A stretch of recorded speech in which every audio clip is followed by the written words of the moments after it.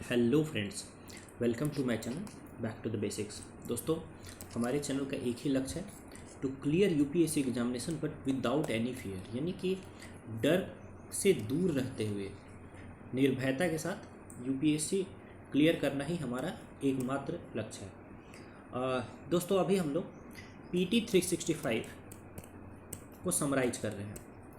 इन videos के माध्यम से आप क्या कर सकते हैं कि पीटी 365 फर्स्ट टाइम में ही कवर करते के साथ साथ ही शॉर्ट नोट्स बना सकते हैं, जिसको कि बाद में आपके लिए रिवीजन करना आसान हो जाएगा, क्योंकि ये उतना बल्कि नहीं रह जाएगा।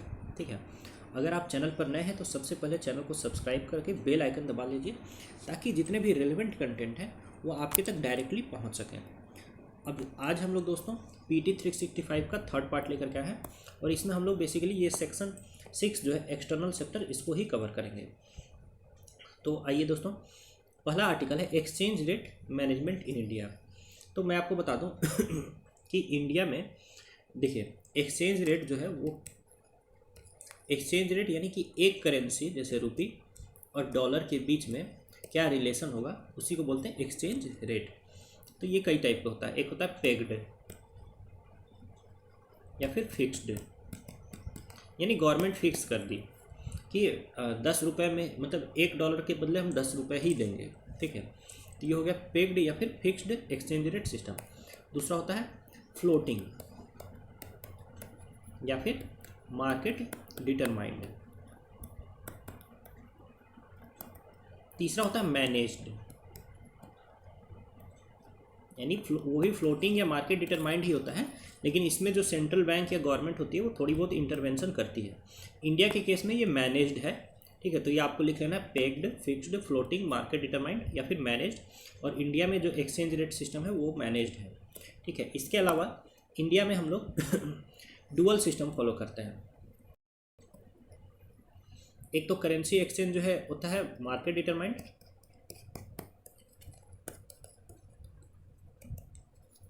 और एक होता है ऑफिशियल अनाउंसमेंट।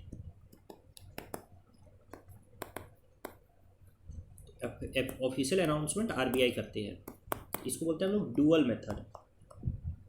तो इंडिया में डुअल मेथड देखिए, इंडिया में होता है managed floating exchange rate system, उसमें भी डुअल मेथड, जिसमें कि मार्केट डिटरमाइंड भी है, ऑफिशियल अनाउंसमेंट भी होता है। ऑफिशियल अनाउंसमेंट आरबीआई करती है। एक बात ध्यान रखना है कि ऑफिशियल अनाउंसमेंट के आधार पर मार्केट फ्लक्चुएट नहीं करता है, मार्केट फ्लक्चुएशन के आधार पर ऑफिशियल अनाउंसमेंट होता है। ठीक है, इस बात को ध्यान में रखिएगा। ठीक है, कि official announcement does not impact market, but market impacts official announcement. तो इस तरह से ये आपका सही है और ये आपका गलत है, इसको आप लिख लेंगे। ठीक है, तो दोस्तों देखिए ये न्यूज़ में क्यों था, क्योंकि अभी हाल फिलहाल इंडिया का जो करेंसी यानी कि रुपी जो है वो अप्रिसिएट किया है। ठीक है, करेंसी वैल्यूएशन क्या है, तो currency valuation refers to the process of determining the relative worth of value of one currency in terms of another. एक करेंसी को दूसरे करेंसी के रिस्पेक्ट में उसका वैल्यू बताना ही करेंसी वैल्यूएशन कहलाता है। और मोस्ट कॉमन मेथड इसके लिए क्या कर यूज करते हैं हम लोग, एक्सचेंज रेट यूज करते हैं, यानी कि $1 के बदले कितना डॉलर या $1 के बदले कितना रुपीज़। और ये इन्फ्लुएंस होता है, जो एक्सचेंज रेट है that is influenced by interest rate, inflation, capital flow, money supply. तो आप समझ लीजिए कि यहाँ लिख लीजिए एक्सचेंज रेट, एक्सचेंज रेट। ठीक है, और यहाँ लिख लीजिए आप अलग अलग फैक्टर लिख लीजिए, इंटरेस्ट रेट, तो इंटरेस्ट रेट, तो इसके आधार पर इसका क्या इसमें प्रभाव पड़ेगा वो आपको लिखना है। ठीक है, इन्फ्लेशन से डोमेस्टिक इन्फ्लेशन और इंडिया के बाहर इन्फ्लेशन, इससे इस पर क्या क्या असर पड़ेगा वो लिख लीजिए। कैपिटल फ्लो, इंडिया में कैपिटल इनफ्लो होता है, करेंसी आपका एप्रिसिएट करेगा कि डिप्रिसिएट करेगा वो आप लिख लीजिए। और फिर आपका मनी सप्लाई, मनी सप्लाई अगर अधिक है तो करेंसी में क्या प्रभाव पड़ेगा, और मनी सप्लाई कम है तो उसी करेंसी में क्या प्रभाव पड़ेगा, ये आपको लिखना है। ठीक है, थोड़ा 2 मिनट खर्च कर लीजिए और ये आप लिख लीजिए। इसके बाद दोस्तों आपको पता होना चाहिए कि एक्सचेंज रेट कितने टाइप का। एक फिक्स्ड एक्सचेंज रेट मैंने आपको बता दिया है क्या होता है, इसमें सेंट्रल बैंक जो है वो आपका करेंसी का वैल्यू फिक्स करती है। फिर है फ्लेक्सिबल फ्लोटिंग एक्सचेंज रेट, जिसमें कि मार्केट से डिटरमाइन होता है कि करेंसी की क्या वैल्यू, इसमें सेंट्रल बैंक डायरेक्टली इंटरवीन नहीं करती है। और एक होता है मैनेज्ड एक्सचेंज रेट, जिसमें कि मार्केट फोर्सेस डिटरमाइन करती है करेंसी का वैल्यू, बट सेंट्रल बैंक्स जो है वो ओकेजनली इंटरवीन कर सकते हैं, जैसे इंडिया में होता है ओपन मार्केट ऑपरेशन के थ्रू वगैरह वगैरह, ठीक है। तो ये सारी चीज़ें हैं, तो इंडिया में ये फॉलो होता है। ये आप ऑलरेडी लिख चुके हैं। अब देखिए, ये तो हुआ एक करेंसी के रिस्पेक्ट में, ठीक है। लेकिन अगर एक करेंसी जैसे कि रुपीज़ है, इसका हम लोग एक बास्केट ऑफ करेंसी के रिस्पेक्ट में अगर निकालें, मान लीजिए इसमें डॉलर भी है, यूरो भी है, पाउंड स्टर्लिंग भी है, ठीक है, पाउंड स्टर्लिंग भी है, और रेमनिंबी है, येन है, रियाल है, और भी जितने बहुत सारे करेंसीज का एक अपना हम लोगों ने बास्केट बना लिया। और रुपीज़ का कंपैरिजन कर रहे हैं हम लोग इस बास्केट के रिस्पेक्ट में, ठीक है। रुपीज़ का कंपैरिजन कर रहे हैं हम लोग इस बास्केट के रिस्पेक्ट में। तो हमारे पास दो कॉन्सेप्ट आते हैं। एक तो नीर का आता है।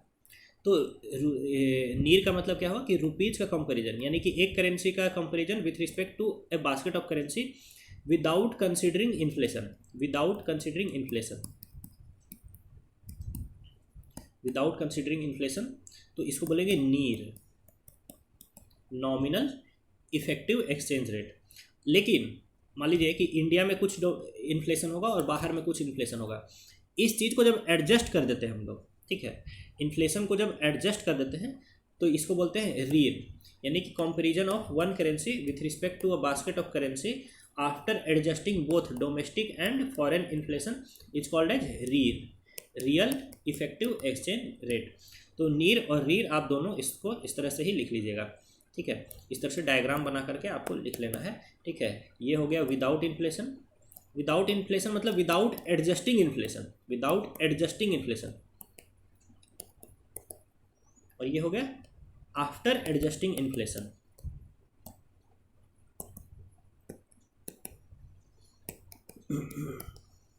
After adjusting inflation. तो ये दोनों चीज़ें आपको लिख लेना है। नीर और रीर को अच्छे से जानना आपके लिए बहुत ज़रूरी है दोस्तों, ठीक है।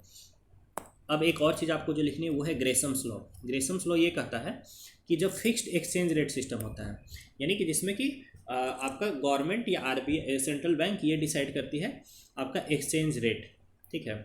तो उस सिस्टम में जो बैड मनी होता है दोस्तों, वो गुड मनी को बाहर निकाल देता है। बैड मनी गुड मनी को क्या करता है, बाहर निकाल देता है, ठीक है। बस ये आपको लिख लेना है, यही है ग्रेसम्स लॉ, ठीक है। फिर देखिए एक्सचेंज रेट से क्या क्या चीज़ों पर इम्पैक्ट पड़ता है। एक तो इन्फ्लेशन पर इम्पैक्ट पड़ता है, ठीक है। Over valued currency can contribute to lower inflation. फिर देखिए इंटरेस्ट रेट पर इससे आपका इम्पैक्ट पड़ता है। इकोनॉमिक ग्रोथ पर इससे इम्पैक्ट पड़ता है, ठीक है। और फिर आपका ट्रेड पर इससे इम्पैक्ट पड़ता है। आपको ये जानना चाहिए कि अगर रुपी एप्रिसिएट करती है तो आपका एक्सपोर्ट बढ़ेगा या इंपोर्ट बढ़ेगा। रुपी अगर डिप्रिसिएट करती है तो आपका एक्सपोर्ट बढ़ेगा या इंपोर्ट बढ़ेगा। तो इस तरह से आपको बना करके यहाँ पर लिख ही लेना चाहिए, ठीक है। फिर कैपिटल फ्लो जो है दोस्तों, अब सोच रहे होंगे कि मैं बता क्यों नहीं रहा हूँ, क्योंकि ये आपको खुद करना चाहिए मेरे हिसाब से, ठीक है। थोड़ा समझ करके, और इकोनॉमी के MCQ वीडियोज़ में भी आपको ये सारी चीज़ें मिल ही जाएंगी, ठीक है। जैसे अगर आपका रुपी एप्रिसिएट करता है, दोस्तों, तो उस केस में डोमेस्टिक प्रोडक्शन जो होगा,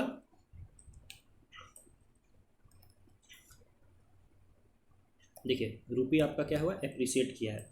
तो अब पहले मान लीजिए आप 50 रुपीज़ से $1 खरीद रहे थे। अब आप 40 रुपीज़ से ही क्या कर सकते हैं, $1 खरीद सकते हैं, $1 खरीद सकते हैं। तो $1 से जितना सामान आप पहले मंगा रहे थे, अब आप $1 में उससे ज़्यादा सामान मंगा सकते हैं। तो एक तरीके से क्या होगा, आपका इंपोर्ट जो है दोस्तों वो हो जाएगा सस्ता, इंपोर्ट जो है वो सस्ता हो जाएगा, ठीक है। लेकिन आपका जैसे जब आपका 40 से 50 रुपये हो गया आपका ये रुपीज़ का वैल्यू, तो इंपोर्ट क्या हो जाएगा, आपका महंगा हो जाएगा। इंपोर्ट आपका हो जाएगा महंगा, लेकिन एक्सपोर्ट आपका क्या हो जाएगा, एक्सपोर्ट आपका हो जाएगा फेवरेबल। तो ये सारी चीज़ें जो है आपको रुपीज़ के एप्रिसिएशन डिप्रिसिएशन पे से क्या प्रभाव पड़ेगा इंपोर्ट पर एक्सपोर्ट पर, ये आपको अच्छे से समझ में होना चाहिए, ठीक है। इसका आप चार्ट भी बना लीजिएगा। बाकी कैपिटल फ्लो को भी इम्पैक्ट करता है। अब आइए आते हैं दोस्तों, हम लोग एक बड़ा टॉपिक है, तो इसका एक ना हेडिंग बना लीजिएगा, फॉरेन ट्रेड पॉलिसी 2023, क्योंकि इसके अंदर बहुत सारी चीज़ें हम लोग डिस्कस करने वाले हैं। Foreign trade policy 2023। तो सबसे पहला चीज़ आप ये लिख लीजिए कि it has been notified by union ministry of commerce and industry. ये लिख लीजिए कि foreign trade policy has been notified by union ministry of commerce and industry, ठीक है। और ये जो नोटिफाई किया गया है ये foreign trade development and regulation act 1992 के तहत किया गया है। तो लिख लीजिए notified by union ministry of commerce and industry under foreign trade development and regulation act 1992, ठीक है।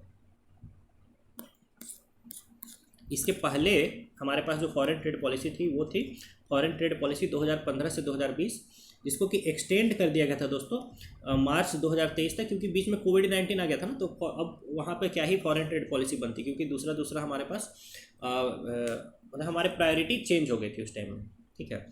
तो इस दौरान हम लोगों का जो एक्सपोर्ट है परफॉर्मेंस वो बहुत ज़्यादा इंक्रीज हो गया है, ठीक है। फिलहाल आप लिखिए जो फॉरेन ट्रेड पॉलिसी का जो अप्रोच है, ये जो नया फॉरेन ट्रेड पॉलिसी है उसके 4 पिलर्स हैं, ठीक है। तो ये चारों पिलर्स आपको लिख लेने हैं, 4 पिलर्स। 4 पिलर्स क्या क्या है? तो पहला है from incentives to tax remission. पहले इंसेंटिव हम लोग दे रहे थे, तो वहाँ से हम लोग मूव करेंगे टैक्स से रिमिशन की तरफ, और हम लोग करेंगे greater trade facilitation. Trade facilitation करेंगे, ग्रेटर ट्रेड फैसिलिटेशन करेंगे by using technology, automation, process rearranging, ये सबसे, ठीक है। तो ये आप लिख लीजिए tax remission, greater trade facilitation. फिर देखिए export promotion through collaboration. Collaboration किसके बीच में? एक्सपोर्टर्स, स्टेट्स और डिस्ट्रिक्ट के बीच में, ठीक है। तो तीसरा पॉइंट आपको बस इतना लिखना है कि एक्सपोर्ट प्रमोशन थ्रू कोलैबोरेशन, और चौथा पॉइंट आपको लिखना है focus on emerging areas, focus on emerging areas, ठीक है। तो ये आपके 4 पिलर्स हैं। अब देखिए कुछ डेटा आपको जो कि ध्यान में रखना है। तो ये ध्यान में आपको बस रखना है कि 2016 में हमारा ट्रेड था, इंडिया का एक्सपोर्ट था बेसिकली $435 बिलियन का, $435 बिलियन का 2016 में, जो कि 2023 में वो एक्सपोर्ट बढ़ करके हो गया $760 बिलियन का, यानी कि काफ़ी हो गया। थोड़े ही दिनों में हम लोग $1 ट्रिलियन का एक्सपोर्ट तक पहुंच जाएंगे, ठीक है। तो ये सारी चीज़ें आपको समझना है, तो ये तो समझना है, ठीक है। लेकिन ये आपको लिखना है कि इंडिया का एक्सपोर्ट टारगेट क्या है। इंडिया का एक्सपोर्ट टारगेट है $2 trillion of goods and services by 2030। Please write it down. India export target is $2 trillion for goods and services by 2030। You have to write it down, ठीक है। आपको एक चीज़ और समझना है दोस्तों कि हम लोग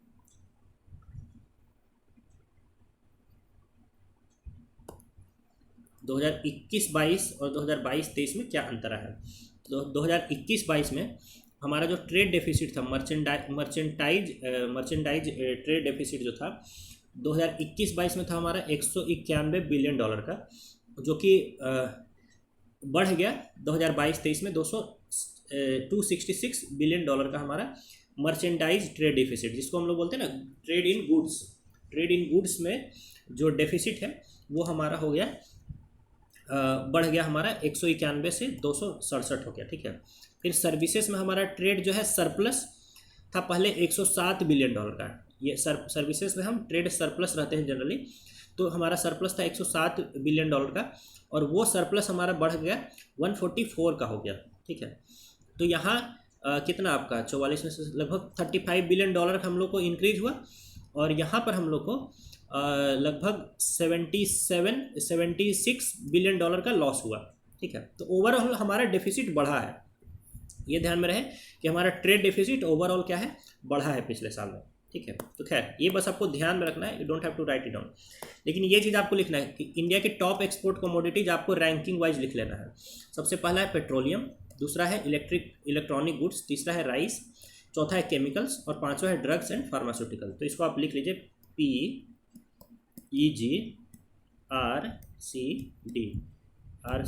यानी petroleum, electronic goods, rice, chemicals and drugs, ये आप लिख लेंगे, ठीक है।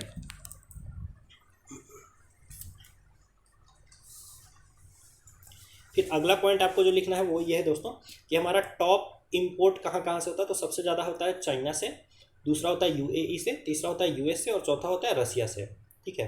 तो ये आप लिख लेंगे चाइना, UAE, US और रसिया, ये हमारा टॉप इंपोर्ट का सोर्सेस है, ठीक है।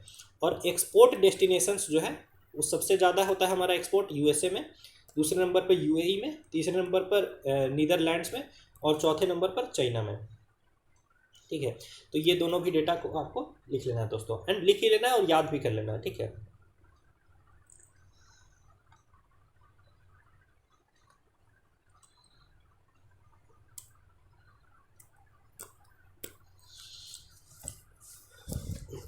अभी हम लोग फॉरेन ट्रेड पॉलिसी के अंदर ही चलेंगे। ठीक है,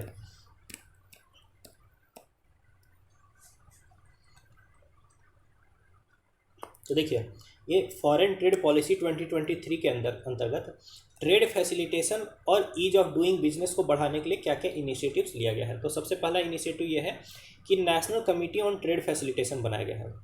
तो प्लीज़ राइट इट डाउन, उसी के अंदर में इनिशिएटिव लिख लीजिए, national committee on trade facilitation. जैसे फॉरेन ट्रेड पॉलिसी लिखा ना आपने, और फिर वो सारा डेटा लिखा, इंडिया क्या क्या एक्सपोर्ट करता है, कहाँ कहाँ एक्सपोर्ट करता है, कहाँ कहाँ से इंपोर्ट करता है, ये सब लिख लिया। ठीक है, टारगेट लिख लिया $2 ट्रिलियन वाला बाई 2030, ये सब लिख लिया। अभी आपका मैक्सिमम हाफ पेज हुआ होगा। ठीक है, उसके बाद आप लिख लीजिए इनिशिएटिव्स। तो इनिशिएटिव्स में लिख लीजिए सबसे पहला national committee on trade facilitation.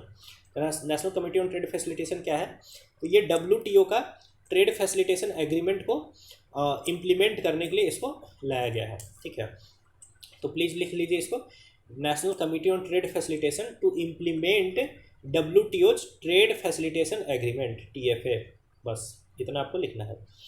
फिर अगला उसमें लिखिए initiatives by DGFT, directorate general of foreign trade. ठीक है, तो फॉरेन ट्रेड पॉलिसी के अंतर्गत आपने लिखा इनिशिएटिव्स, तो उसमें एक पहला तो ये लिख लिया, दूसरा नंबर लिखिए इनिशिएटिव्स बाय DGFT। अब इसके अंतर्गत आप लिखिए, क्योंकि ऐसे करके ना पूछेगा आपसे कि निर्यात बंधु जो है, और यहाँ पर कुछ नाम दे देगा कि क्वालिटी काउंसिल ऑफ इंडिया के अंतर्गत इसको बनाया गया है, तो फिर ये गलत हो जाएगा। ये क्वालिटी काउंसिल ऑफ इंडिया के अंदर नहीं, DGFT के अंदर है। तो इसीलिए ये चीज़ मैं आपको वैसे ही बोल रहा हूँ लिखने के लिए कि इनिशिएटिव्स बाय DGFT में लिख लीजिए निर्यात बंधु। तो ये क्या करेगा, ये मेंटर करेगा न्यू एंड पोटेंशियल एक्सपोर्टर्स को। तो निर्यात बंधु में लिख लीजिए will mentor new and potential exporters. ठीक है, फिर अगला है electronic importer exporter code, electronic importer exporter code. तो ये भी अगला पॉइंट लिख लीजिए। ये देखिए क्या करेगा ना, एक कोड आपको दे देगा, एक आइडेंटिटी दे देगा, इलेक्ट्रॉनिक इंपोर्टर एक्सपोर्टर कोड ये दे देगा। तो ये क्या करेगा, आपको 10 कैरेक्टर अल्फा न्यूमेरिक नंबर हर एक एंटिटी को अलॉट किया जाएगा, ताकि उनके एक्सपोर्ट इंपोर्ट की एक्टिविटी अच्छे से स्ट्रीमलाइन हो सके। तो इलेक्ट्रॉनिक इंपोर्टर एक्सपोर्टर कोड वो भी दिया जाएगा directorate general of foreign trade के द्वारा। फिर तीसरा देखिए point, E certificate of origin. ठीक है, तो ई सर्टिफिकेट ऑफ ऑरिजिन ये तीसरा, आपको पता है कि जितने भी फॉरेन ट्रेड एग्रीमेंट्स हो रहे हैं उसमें जो सर्टिफिकेट ऑफ ऑरिजिन या रूल ऑफ ऑरिजिन का जो प्रोविज़न है उसको स्ट्रेंथन किया जा रहा है। तो इसके रिगार्डिंग भी आपका इलेक्ट्रॉनिक मेथड में हम लोग अब शिफ्ट कर गए हैं। तो ये तीसरा चीज़ है, तो बस इतना ही लिख लीजिए आप, ई सर्टिफिकेट ऑफ ऑरिजिन। तो ये तीनों हो गए आपके इसके अंतर्गत directorate general of foreign trade के अंदर। फिर अगला इनिशिएटिव देखिए टाउन्स ऑफ एक्सपोर्ट एक्सीलेंस। ठीक है, ये आपका फॉरेन ट्रेड पॉलिसी के अंतर्गत, फॉरेन ट्रेड पॉलिसी 2023 के अंतर्गत अगला इनिशिएटिव है टाउन्स ऑफ एक्सपोर्ट एक्सीलेंस।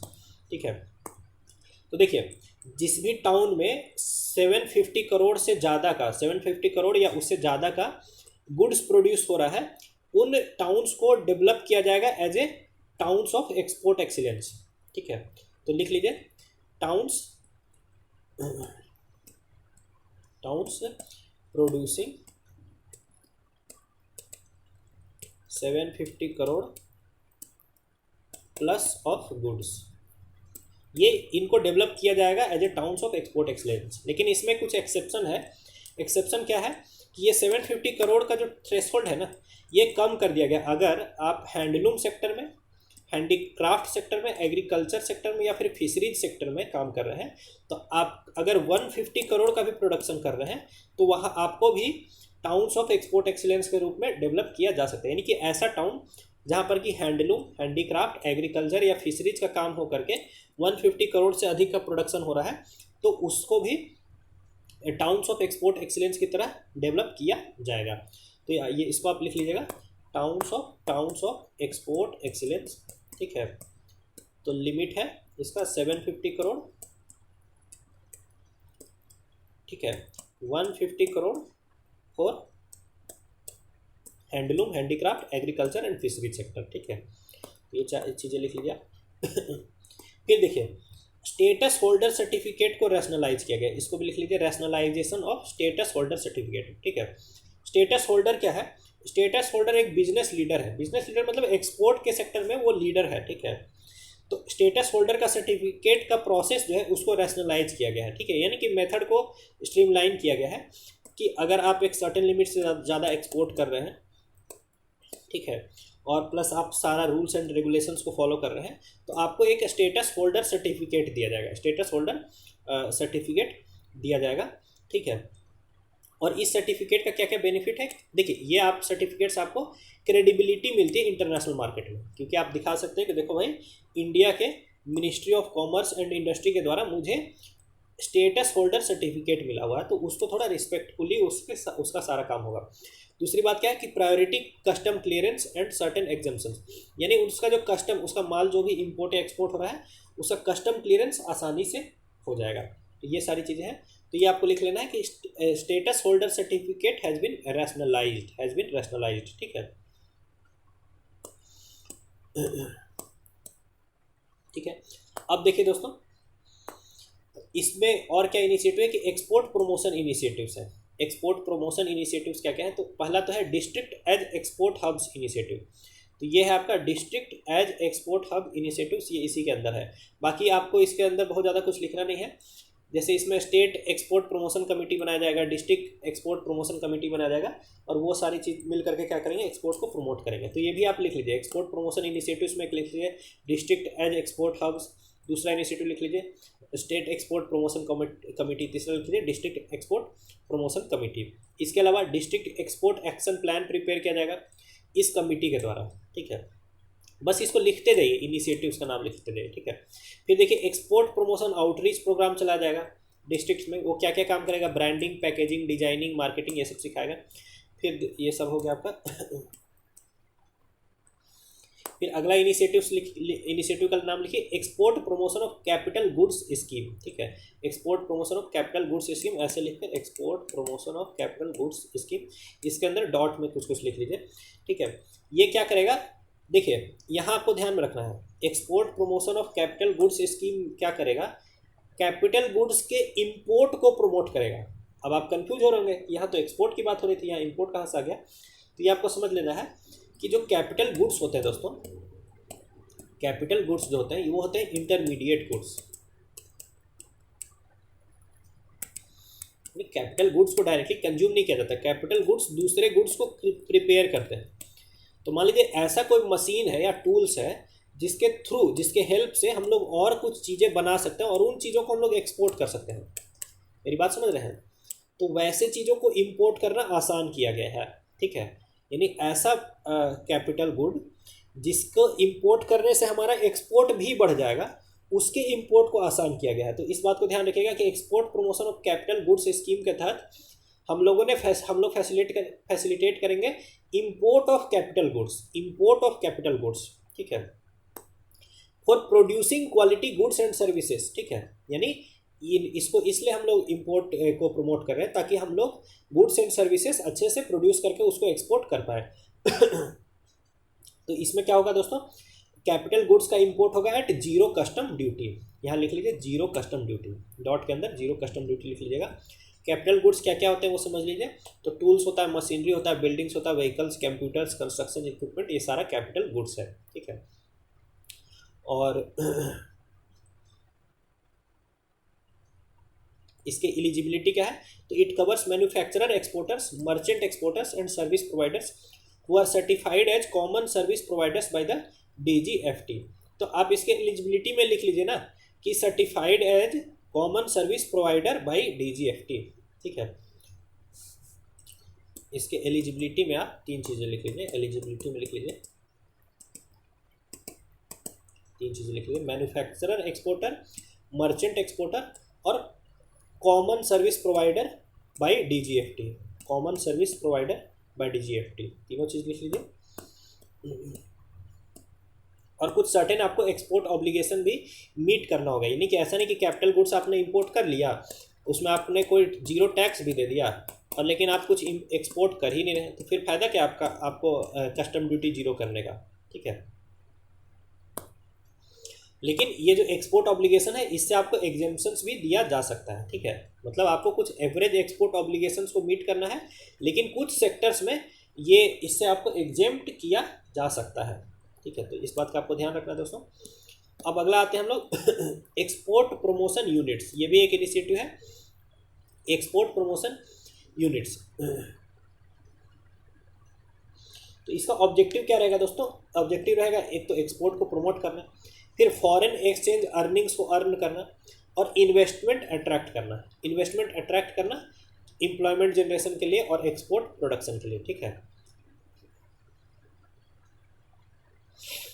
तो इसके अंदर एलिजिबल यूनिट्स क्या क्या हो जाएंगे, ये सारी चीज़ें आपको नहीं लिखनी बहुत ज़्यादा, ये तो कॉमन सी बात है, ठीक है। तो इसमें एलिजिबल यूनिट्स हो जाएंगे आपके, देख लीजिए, एक्सपोर्ट ओरिएंटेड यूनिट, फिर इलेक्ट्रॉनिक्स हार्डवेयर टेक्नोलॉजी पार्क से जितना भी चीज़ प्रोड्यूस हो रहा है, फिर सॉफ्टवेयर टेक्नोलॉजी पार्क से जितना चीज़ प्रोड्यूस हो रहा है, फिर बायोटेक्नोलॉजी पार्क से जितना चीज़ें प्रोड्यूस हो रही है। तो आप सीधा लिख लीजिए export promotion unit scheme,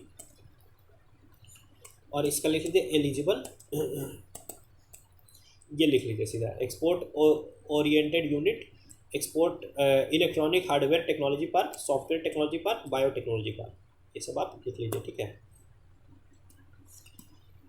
special star देकर के लिख लीजिए इसके अंदर कि trading units are not covered under these schemes, trading units are not covered under these schemes, ठीक है। आइए एक और टर्म है दोस्तों, इस टर्म को समझ लेते हैं। डीम्ड एक्सपोर्ट्स क्या होता है? डीम्ड एक्सपोर्ट का मतलब क्या है कि एक्सपोर्ट हुआ नहीं है लेकिन उसको एक्सपोर्ट हम लोग मान लेते हैं, एक्सपोर्ट हुआ नहीं लेकिन उसको हम लोग एक्सपोर्ट मान लेते हैं। तो deemed exports refer to those transactions in which goods supply do not leave the country and payment for such supply is received either in Indian rupees or in free foreign exchange, ठीक है।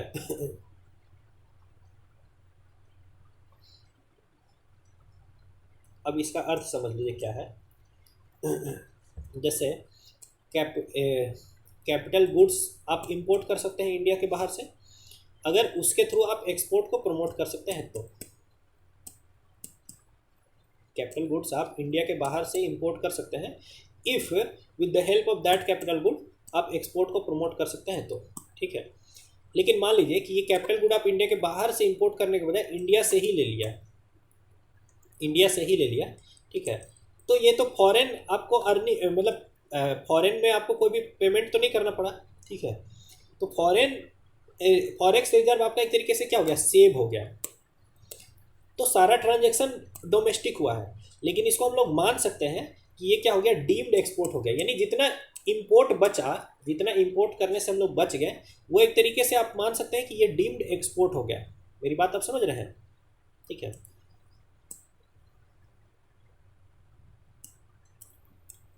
इसको आपको समझ लेना है। अब आइए दोस्तों और जो की इनिशिएटिव्स हैं उसको देख लेते हैं हम लोग, जो फॉरेन ट्रेड पॉलिसी के अंतर्गत ही है, ठीक है। तो एक तो cross border trade in digital economy को प्रमोट करना है, तो एक है ई कॉमर्स एक्सपोर्ट हब्स। तो ई कॉमर्स एक्सपोर्ट हब्स, बस इसको इनिशिएटिव का नाम आपको लिखना है, ठीक है। तो इसमें क्या होगा, ये एक्ट करेगा as a centre for favourable business infrastructure and facilities for cross border e commerce activities. यानी कि ये एक कंट्री से अधिक, यानी इंडिया है और इसके साथ ये दूसरी फॉरेन कंट्रीज हैं, इन दोनों कंट्रीज के बीच में ये ई कॉमर्स को प्रमोट करेगा, ठीक है। बस आपको इतना लिख लेना है कि e commerce export hubs initiatives भी इसके अंतर्गत है, ठीक है। एक्सपोर्ट से आप समझ सकते हैं कि ये एक कंट्री से ज़्यादा के बीच में ई कॉमर्स की बात हो रही है, ठीक है।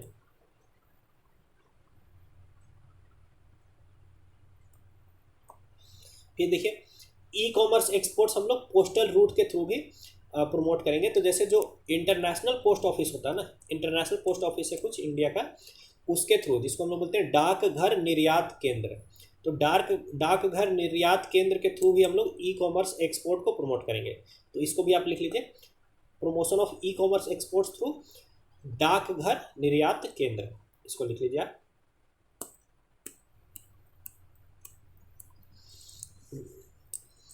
फिर लिख लीजिए ड्यूटी एग्जाम्पशन क्या क्या है, मतलब टैक्स एग्जाम्पशन हम लोग कहाँ कहाँ पर दे रहे हैं। तो सबसे पहला है ड्यूटी एग्जाम्पशन में है एडवांस ऑथोराइजेशन।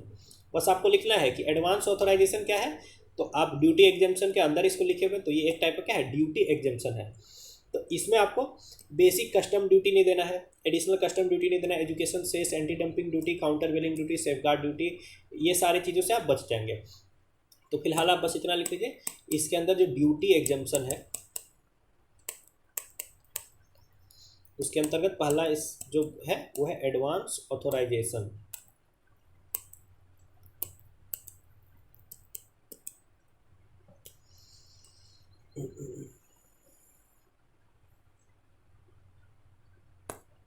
ठीक है।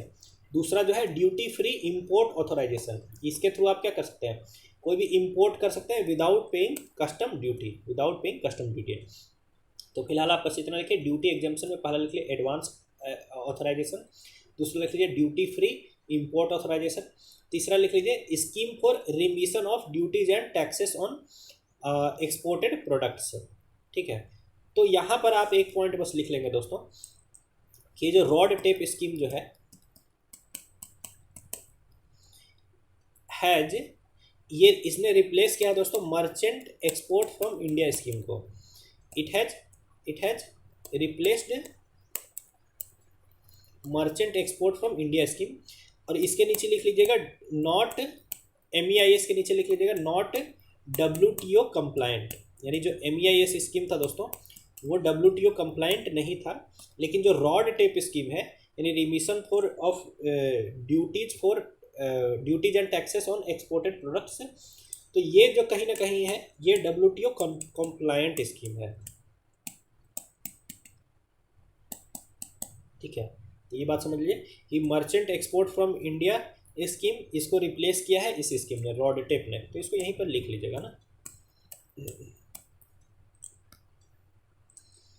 अब आइए दोस्तों एक लिस्ट की बात की जा रही है जिसको बोला जा रहा है स्कॉमेट। ठीक है, स्कॉमेट का फुल फॉर्म आपको जरूर लिख लेना चाहिए, special chemicals organisms materials equipment and technologies. ठीक है, तो ये स्कॉमेट जो है दोस्तों ये एक लिस्ट है। ठीक है, तो लिस्ट किसका, तो पहले तो फुल फॉर्म आपको लिख लेना है कि स्कॉमेट का फुल फॉर्म होता है special chemicals organisms materials equipment and technologies. ठीक है ना, तो ये लिस्ट किस चीज़ का है दोस्तों, ड्यूअल यूज आइटम्स का है। देखिए बहुत सारी चीज़ें ऐसी भी हैं जो कि दवा में भी यूज़ होती हैं लेकिन उससे कोई डिजास्ट्रस चीज़ें भी बनाई जा सकती हैं। तो ये क्या हो गया, ड्यूअल यूज मटेरियल हो गया ना। जैसे न्यूक्लियर फ्यूल है तो इसका यूज जो है एनर्जी जनरेट करने के लिए भी किया जा सकता है और साथ के साथ न्यूक्लियर वेपन बनाने में भी किया जा सकता है। तो ये एक टाइप का आपका ड्यूअल यूज आइटम हो गया। तो इसी को रेगुलेट करने के लिए हम लोगों ने लिस्ट बनी है स्कॉमेट लिस्ट। ठीक है, इस बात को आप समझ लीजिएगा कि स्कॉमेट लिस्ट क्यों का पर्पस क्या है, to regulate the dual use items. ठीक है, तो ड्यूअल यूज आइटम्स को हम लोग को रेगुलेट क्यों करना है, क्योंकि मल्टीलेटरल एक्सपोर्ट कंट्रोल रेजिम्स के गाइडलाइंस को मानने के लिए हम लोग को ड्यूअल यूज आइटम्स को रेगुलेट करना है। ठीक है, तो जो भी स्कॉमेट लिस्ट के अंतर्गत आता है दोस्तों, जाहिर सी बात है कि या तो उसके तहत जो भी प्रोडक्ट्स है वो उसका एक्सपोर्ट प्रोहिबिटेड होगा या फिर आपको लाइसेंस यानी ऑथोराइजेशन के साथ ही आप उसको एक्सपोर्ट कर सकते हैं। ठीक है ना, तो स्कॉमेट लिस्ट के अंतर्गत आपको बस एक नाम लिख लेना है कि it is India's national export control list. ठीक है, बाकी आप ये सब चीज़ें लिख सकते हैं कि स्कॉमेट आइटम्स जो है ये रेगुलेट किया जाता है under weapons of mass destruction and there delivery systems act. ठीक है, weapons of mass destruction and there delivery system prohibition of unlawful activities act 2005 के तहत इसको रेगुलेट किया जाता है। ठीक है,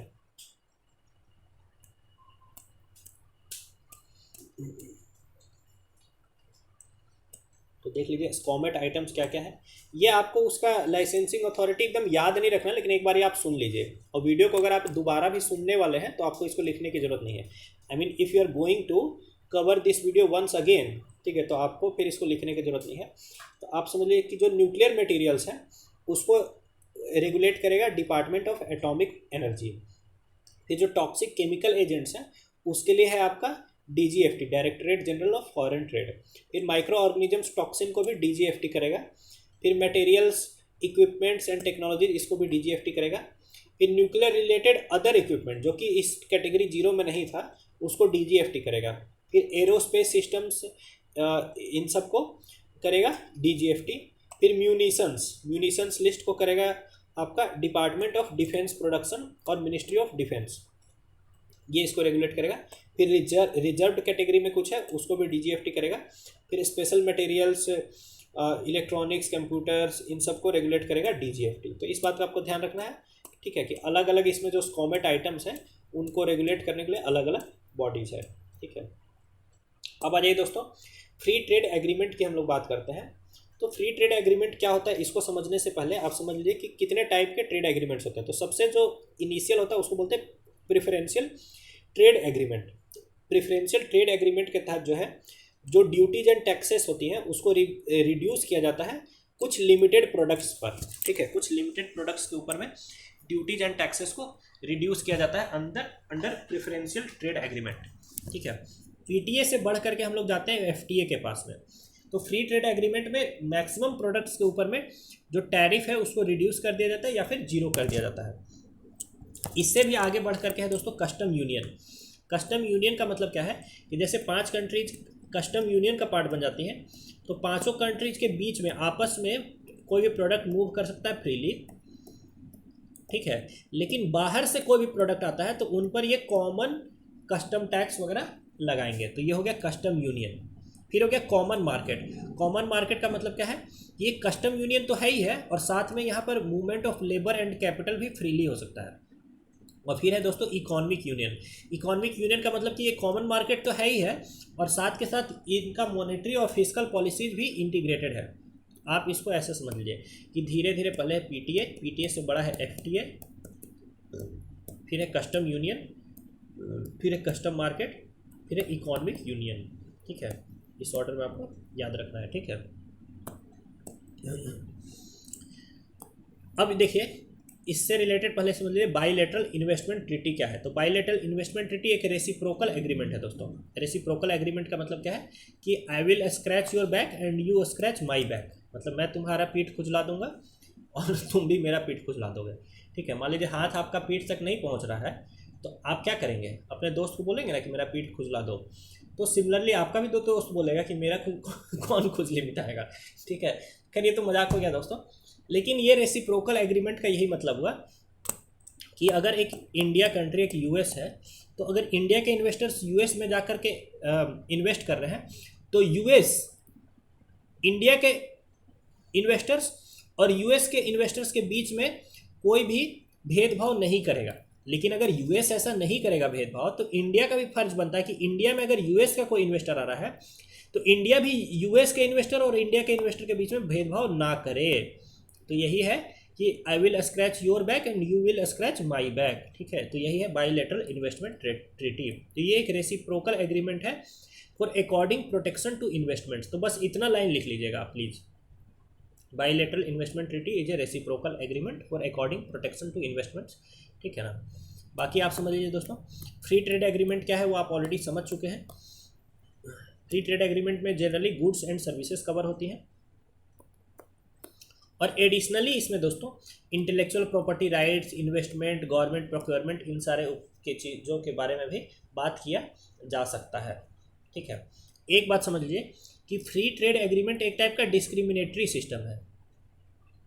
free trade agreement is a discriminatory system जो कि WTO के फंडामेंटल प्रिंसिपल्स के अगेंस्ट है, फिर भी ये WTO इसको अलाउ करता है। तो इसको आप एक लाइन में लिख लीजिएगा, ठीक है। Free trade agreement is discriminatory and against fundamental principle of WTO but allowed by WTO। एक लाइन में इसको लिख लीजिए। अब आ जाइए दोस्तों, इंडिया के फ्री ट्रेड एग्रीमेंट्स कितने कंट्रीज के साथ हैं उसको देख लेते हैं। तो इंडिया के फ्री ट्रेड एग्रीमेंट्स हैं टोटल 13 कंट्रीज के साथ में। तो इसको आप लोग को लिख लेना है। एक है श्रीलंका, दूसरा है नेपाल, तीसरा है भूटान, चौथा है थाईलैंड, फिर Singapore, south Korea, Japan, Malaysia, Mauritius, UAE और ऑस्ट्रेलिया। तो ये तो 13 डिफरेंट कंट्रीज के साथ है। इसके साथ कुछ रीजनल ग्रुपिंग्स के साथ भी इंडिया के फ्री ट्रेड एग्रीमेंट्स हैं, जिसको कि आप कमेंट में प्लीज़ बता दीजिए। जैसे कि एक है SAFTA, south Asian free trade agreement. फिर आपका अभी European European free trade association में, जिसमें कि 4 कंट्रीज़ हैं, आपका लिचेनस्टीन है और स्वीडन है। तो ये 4 कंट्रीज़ हैं। तो इन चारों कंट्रीज, मतलब 2 कंट्रीज़ का नाम मैं भूल रहा हूँ, तो इसके साथ भी इंडिया का फ्री ट्रेड एग्रीमेंट है। तो देखिए कंट्रीज के नाम तो लिख लीजिए कि इंडिया के free trade agreement in 13 countries के साथ हैं, ये आपको लिख लेना है, ठीक है। इसमें आ जाएगा Sri Lanka, Nepal, Bhutan, Thailand, Singapore, south Korea, Japan, Malaysia, Mauritius, UAE और ऑस्ट्रेलिया। इतना लिखने के साथ ही आप अलग से कौन कौन से ग्रुप्स के साथ इंडिया का फ्री ट्रेड एग्रीमेंट है वो भी आपको लिख लेना है, ठीक है। तो ये आप लिख लीजिए। अब जैसे देखिए ये बात है कि जिस जिस कंट्रीज के साथ हमारा फ्री ट्रेड एग्रीमेंट साइन हुआ है दोस्तों, उन कंट्रीज के साथ हमारा जो ट्रेड है वो लास्ट के 5 ईयर में उसमें 20% का ग्रोथ देखा गया है, यानी कि हमारा एक्सपोर्ट भी बढ़ रहा है फ्री ट्रेड एग्रीमेंट के साथ ही। तो इसका मतलब हम लोग को और फ्री ट्रेड एग्रीमेंट्स करने चाहिए, ठीक है। ये तो हो गया। फ्री ट्रेड एग्रीमेंट से क्या क्या होता है दोस्तों, तो इससे इनोवेटिव डिज़ाइन आता है, फिर नॉन ट्रेड बैरियर्स को भी हम लोग एड्रेस कर सकते हैं, सर्विसेज सेक्टर पर हम लोग फोकस कर सकते हैं, और नेचुरल ट्रेडिंग पार्टनर्स के साथ हम लोग क्या कर सकते हैं, मिल करके अपना और उस दोनों का एक्सपोर्ट को बढ़ा सकते हैं। फिर India ASEAN free trade agreement जो है, इसके रिव्यू की बात चल रही है कि 2025 तक इसको रिव्यू कर लेना। तो ये सब आपको कुछ लिखने की ज़रूरत नहीं है, बट दिमाग में आपको डाल लेना है। अब आइए दोस्तों हम लोग ग्लोबल ट्रेड बैरियर्स की बात करते हैं, ठीक है। ट्रेड बैरियर का मतलब क्या है कि एक इंडिया है, मान लीजिए एक यूएस है, तो इंडिया से यूएस में कोई प्रोडक्ट जा रहा है और या यूएस से इंडिया में कोई प्रोडक्ट आ रहा है, तो इसको बोलते हैं ट्रेड, यानी एक्सपोर्ट और इंपोर्ट। और एक्सपोर्ट और इंपोर्ट में जो भी चीज़ें जो है बैरियर का काम करेगी उसको बोलेंगे ट्रेड बैरियर। ये बैरियर 2 टाइप की हो सकती है।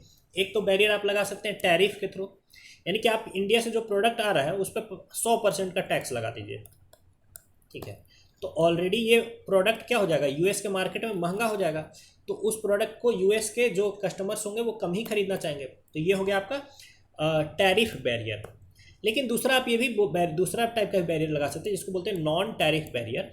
नॉन टैरिफ बैरियर में आपका होता है, नॉन टैरिफ बैरियर में आपका हो सकता है टेक्निकल बैरियर्स जैसे कि sanitary and phytosanitary measures, और नॉन टेक्निकल बैरियर्स जैसे कि आप उसमें लगा सकते हैं कि रूल्स ऑफ ओरिजिन का क्लॉज लगा सकते हैं वगैरह वगैरह। तो आप यहाँ पर जो है ना ट्रेड बैरियर का एक कैटेगराइजेशन बस लिख लीजिए, छोटा सा चार्ट बना लीजिए, ठीक है। टैरिफ बैरियर, बस कुछ भी एडिशनल लिखने की ज़रूरत नहीं है। और नॉन टैरिफ बैरियर के अंतर्गत में आप लिख लीजिए टेक्निकल बैरियर, और उसका एग्जांपल जरूर लिख लीजिए sanitary and phytosanitary measure. फिर आप लिख लीजिए नॉन टेक्निकल बैरियर, तो जिसमें आप एग्जांपल लिख लीजिए rules of origin, trade related investment measures. इसमें एक एग्जांपल लिख लीजिए काफ़ी है, ठीक है। अब देखिए ट्रेड बैरियर्स का क्या क्या इम्पैक्ट पड़ता है ये आपको जानना चाहिए। तो ट्रेड बैरियर से इम्पैक्ट पड़ेगा, क्या पड़ेगा कि आपका जैसे इंडिया का एक्सपोर्ट घट गया है इसके कारण से, ठीक है, या फिर एक्सपोर्ट प्रभावित होता है, महंगा हो जाता है एक्सपोर्ट, ठीक है। अभी कौन कौन से प्रोडक्ट जो है नॉन टैरिफ बैरियर का शिकार बनती है, इंडिया की कौन कौन सी प्रोडक्ट नॉन टैरिफ बैरियर का शिकार बनती है। तो जैसे कि चाय है, T, basmati rice, animal products, chemical products, फिर सीसेम। ये जब यूरोपियन यूनियन में सारे प्रोडक्ट्स को एक्सपोर्ट किया जाता है तो यूरोपियन यूनियन इस पर नॉन टैरिफ बैरियर लगाता है दोस्तों, जिसके कारण से हमें हमारे ट्रेड को नुकसान होता है। दूसरा आप देखिए कि सीसेम सीड्स और श्रिम्प्स, मेडिसिन्स या अपैरल्स, इसको जब हम लोग एक्सपोर्ट करते हैं जापान में तो फिर हम लोग को नॉन टैरिफ बैरियर का सामना करना पड़ता है। फिर मीट, फिश, डेयरी या फिर इंडस्ट्रियल प्रोडक्ट्स को जब एक्सपोर्ट करते हैं चाइना में तो वहाँ पर भी नॉन टैरिफ बैरियर्स का हम लोग को शिकार बनना पड़ता है।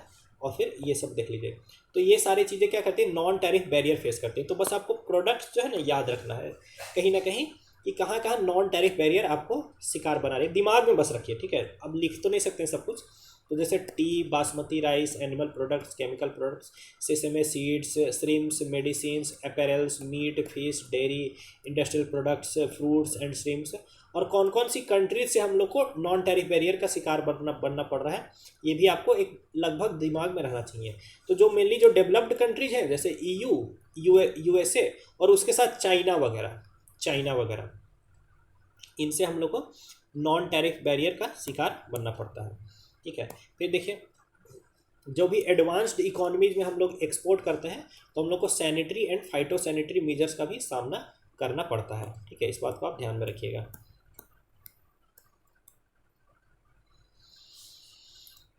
फिर एक अगला एक बॉडी है, इस बॉडी का आप नाम लिख लीजिए पहले तो, यूएनसीटीएडी यानी United Nations conference on trade and development. ठीक है, तो यूएनसीटीएडी जो है दोस्तों, इसको इस्टाब्लिश किया गया था यूएन के द्वारा। ये एक परमानेंट इंटर गवर्नमेंटल बॉडी है यूनाइटेड नेशंस की, और इसका मैंडेट है trade and development, investment, technology and innovation और डेवलपमेंट पॉलिसी। तो देखिए ये सब कुछ लिखने की जरूरत नहीं, इसका नाम आप देख लीजिए, conference on trade and development. तो यही ना इसका मैंडेट रहेगा, ट्रेड करवाना, डेवलपमेंट कराना। अब ट्रेड के लिए क्या करना होगा, टेक्नोलॉजी का यूज होगा, इनोवेशन करना होगा, तो वो सारे इसका मैंडेट हो जाएगा। ठीक है, तो फिलहाल आप इसका नाम लिख लीजिए कि established bye UN, United Nations assembly in 1964। और अगला चीज़ आपको ये करना है कि इसके रिपोर्ट्स का नाम आपको लिखना है। तो यूएनसीटीएडी कुछ रिपोर्ट पब्लिश करती है दोस्तों, जिसमें पहला रिपोर्ट का नाम है trade and development report. Please write it down कि यूएनसीटीएडी की क्या क्या रिपोर्ट्स हैं, जिसमें कि एक रिपोर्ट होगा ट्रेड एंड डेवलपमेंट रिपोर्ट। ठीक है, तो एक हो गया ट्रेड एंड डेवलपमेंट रिपोर्ट। तो ट्रेड एंड डेवलपमेंट रिपोर्ट क्या कर रही है कि पूरे वर्ल्ड का जो इकोनॉमी है वो 2023 में ग्रो करेगा 2.4% से, और इंडिया की इकोनॉमी जो है वो ग्रो करेगी 6.6% से। तो यानी अभी तो आपको पता ही कि पूरा वर्ल्ड की जो जीडीपी है दोस्तों वो उतना तेज़ी से ग्रो नहीं करे, लेकिन इंडिया ठीक ठाक ग्रो कर रहा है। तो यही चीज़ बोल रहा है आपका trade and development report of UNCTAD. तो ये एक रिपोर्ट का नाम हो गया। दूसरा नाम लिख लीजिए आप वर्ल्ड इन्वेस्टमेंट रिपोर्ट, तीसरा लिख लीजिए डिजिटल इकोनॉमी रिपोर्ट, चौथा लिख लीजिए टेक्नोलॉजी एंड इनोवेशन रिपोर्ट। ठीक है, और पांचवा ये वैसे उतना इंपॉर्टेंट नहीं, फिर भी लिख लीजिए review of maritime transport report. तो ये 5 रिपोर्ट आपको यूएनसीटीएडी के नाम के अंतर्गत लिखने हैं और याद कर लेने हैं। ठीक है, बाकी आपको इसमें से कुछ भी लिखने की जरूरत नहीं है, बस ये लिख लीजिए। अब आइए दोस्तों वर्ल्ड ट्रेड ऑर्गेनाइजेशन की बात करते हैं हम लोग। ठीक है, तो वर्ल्ड ट्रेड ऑर्गेनाइजेशन पहले क्या है उसको समझ लीजिए। तो देखिए वर्ल्ड ट्रेड ऑर्गेनाइजेशन एक ग्लोबल फोरम है for setting the rules of international trade. तो बस इतना ही एक लाइन आप लिख लीजिए, WTO is a global forum for setting the rules of international trade, एक ही लाइन आप लिख लीजिए। ठीक है, इसको किया गया है इस्टाब्लिश्ड किसके द्वारा, मैराकेस एग्रीमेंट के द्वारा।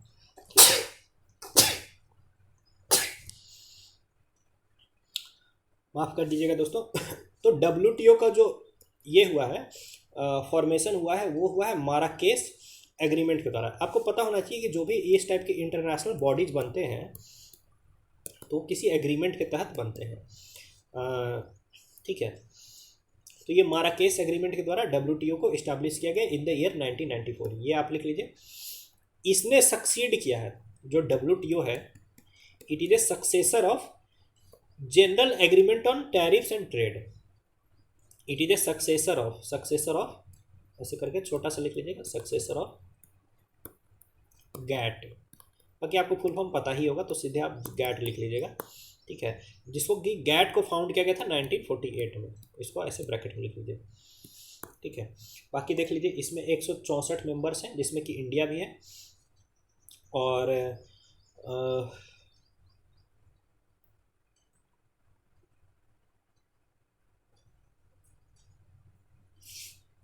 देखिए WTO का एक इनिशिएटिव है जिसका नाम है इन्वेस्टमेंट फैसिलिटेशन एग्रीमेंट। ठीक है, बस आपको ये लिखना है कि WTO का एक इनिशिएटिव है इन्वेस्टमेंट फैसिलिटेशन एग्रीमेंट, जिसमें कि 2 टाइप के कंट्रीज हैं, developing and least developed WTO members हैं इसमें।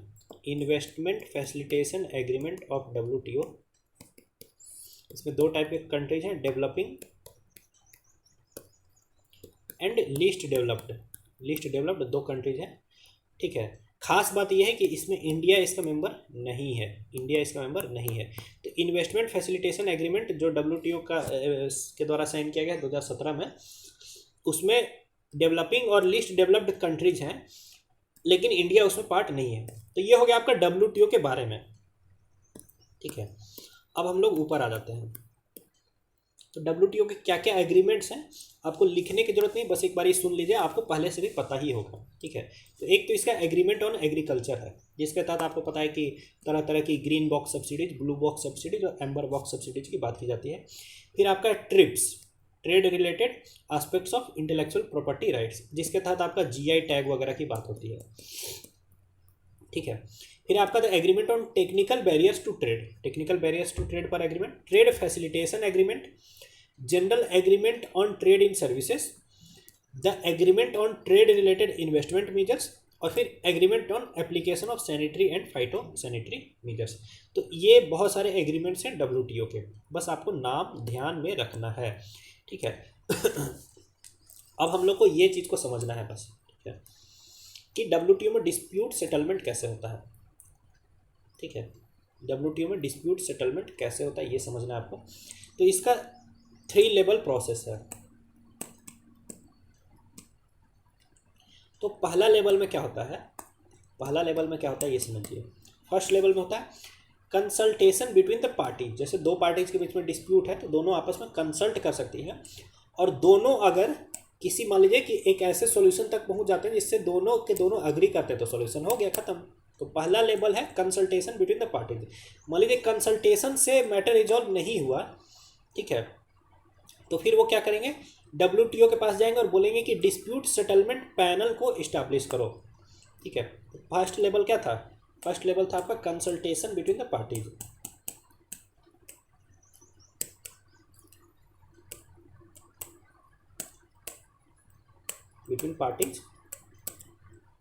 सेकेंड लेवल आपका क्या हो गया? Establishment of A dispute settlement panel. Second हो गया establishment of A dispute settlement panel. अब डिस्प्यूट सेटलमेंट पैनल का जो भी ऑर्डर आता है या जजमेंट आता है उसको आप चैलेंज कर सकते हैं WTO की एपेलेट बॉडी में। तो ये हो गया आपका थर्ड लेवल या थर्ड स्टेज कि चैलेंज्ड एट WTO की एपेलेट बॉडी।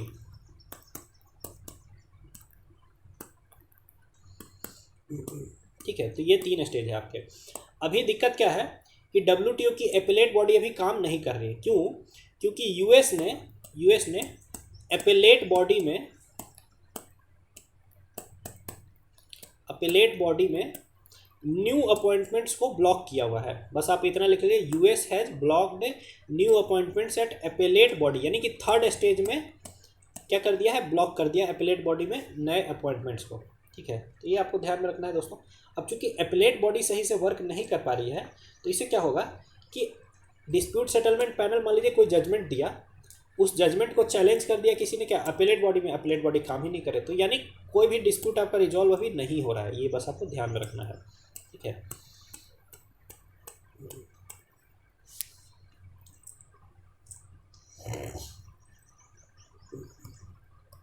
अब देखिए दोस्तों, एक प्रॉब्लम ये आता है कि WTO के रूल्स के अनुसार जो लीस्ट डेवलप्ड कंट्रीज हैं और जो डेवलपिंग कंट्रीज हैं और फिर डेवलप्ड कंट्रीज हैं, इनको जो है अलग अलग प्रेफरेंसेस दी जाती है। ठीक है, लेकिन प्रॉब्लम इसके साथ ये है कि कौन लीस्ट डेवलप्ड कंट्री है, कौन डेवलपिंग कंट्री है, कौन डेवलप्ड कंट्री है, इसका डेफिनेशन ही नहीं है। यानी कंट्रीज खुद बोलती है कि मैं लीस्ट डेवलप्ड हूँ या फिर मैं डेवलपिंग कंट्री हूँ, तो जिसके कारण से कोई कंट्री डेवलप्ड हो करके भी डेवलपिंग कंट्री का फ़ायदा उठा सकती है। जैसे कि एग्जांपल है इसका चाइना। तो इस बात को आपको ध्यान रखना है कि WTO has not defined developed and developing countries. इस चीज़ को आप लिख लीजिए कहीं पर, WTO has not defined developed and developing countries. इस चीज़ को बस आप लिख लीजिए और लिख लीजिए UN also has no formal definition of developing countries. Formal definition ना WTO के पास है ना UN के पास है, बस आपको ये ध्यान में रखना है, इसको लिख लेना है आपको। ठीक है, बाकी ये आप समझ लीजिए कि इसीलिए यूएस ने ये बोला कि हम लोग चाइना को अब डेवलपिंग कंट्री मानने से मना कर देंगे। ठीक है, तो बाकी ये लिखना नहीं आपको, लेकिन ये तो आपको लिख लेना है कि WTO के पास डेवलप्ड और डेवलपिंग कंट्री का कोई डेफिनेशन नहीं है, और UN के पास भी डेवलपिंग कंट्री का कोई डेफिनेशन नहीं है।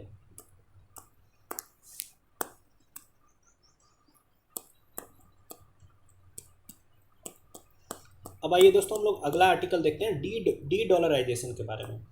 ठीक है, डी डॉलराइजेशन क्या है उसके पहले आप समझ लीजिए कि डॉलर क्या है। डॉलर एक करेंसी है, ठीक है, और डॉलर करेंसी है यूएस की। तो यूएस के लिए तो ये डोमेस्टिक करेंसी है, जैसे रुपी जो है वो डोमेस्टिक करेंसी है इंडिया के लिए, ठीक है। लेकिन डॉलर यूएस की डोमेस्टिक करेंसी के साथ साथ एक इंटरनेशनल करेंसी भी है, क्योंकि इंटरनेशनल जितना भी ग्लोबल ट्रेड हो रहा है उसके लिए हम लोग कौन सी करेंसी का यूज कर रहे हैं, तो हम लोग डॉलर का ही यूज कर रहे हैं, ठीक है। तो अगर मान लीजिए कि इंटरनेशनल ट्रेड में डॉलर का यूज अगर बढ़ता है, तो उस प्रोसेस को हम लोग बोलेंगे डॉलराइजेशन। डॉलर का यूज अगर इंटरनेशनल ट्रेड में बढ़ता है तो उसको बोलेंगे डॉलराइजेशन। बट डॉलर का यूज तो ऑलरेडी बहुत बढ़ा हुआ है, मैक्सिमम तो यूज डॉलर का ही हो रहा है, तो डॉलराइजेशन जैसा कोई प्रोसेस हम लोग नहीं पढ़ते हैं। हम लोग कौन सा प्रोसेस पढ़ते हैं, डी डॉलराइजेशन। यानी इंटरनेशनल ट्रेड के पर्पज से अगर हम लोग डॉलर का यूज नहीं कर रहे हैं, किसी और करेंसी का यूज कर रहे हैं, ठीक है, तो उस प्रोसेस को हम लोग बोलेंगे डी डॉलराइजेशन। तो डी डॉलराइजेशन का मतलब है कि reducing the reliance on US dollar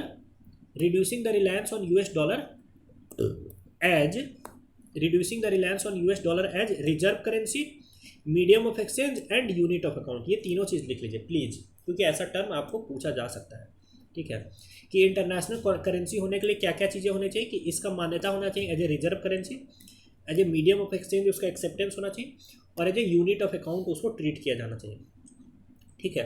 तो यूएस डॉलर डी डॉलराइजेशन का अर्थ क्या हुआ कि reduced reliance of dollar as reserve currency, medium of exchange and unit of account. इसको आप प्लीज लिख लीजिए।